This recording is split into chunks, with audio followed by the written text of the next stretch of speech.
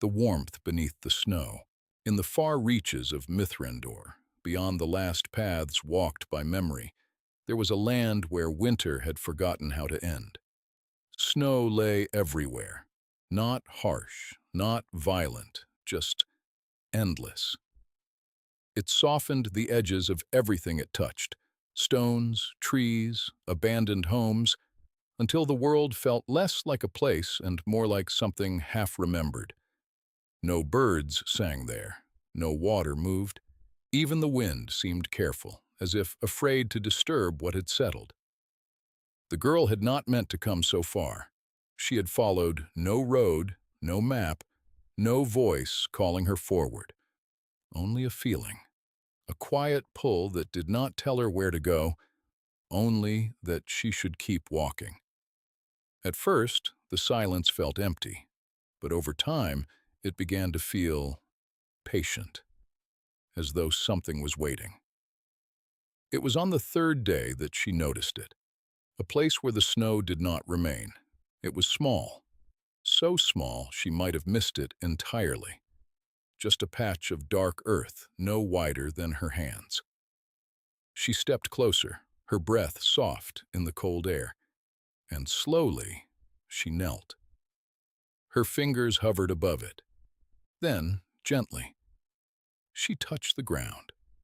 Warm, not the warmth of fire, not the sharp heat of flame, but something quieter, deeper, a living warmth.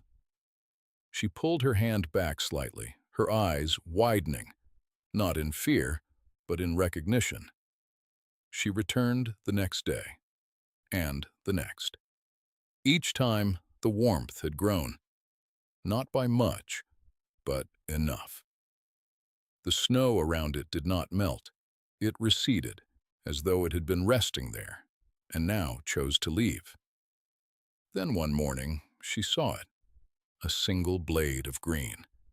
It stood fragile against the white, uncertain, but real. She watched it for a long time, longer than she had watched anything before, and without knowing why. She smiled. Days passed. The patch widened. More green appeared. Small flowers followed, pale and delicate, as if remembering how to bloom. The air changed.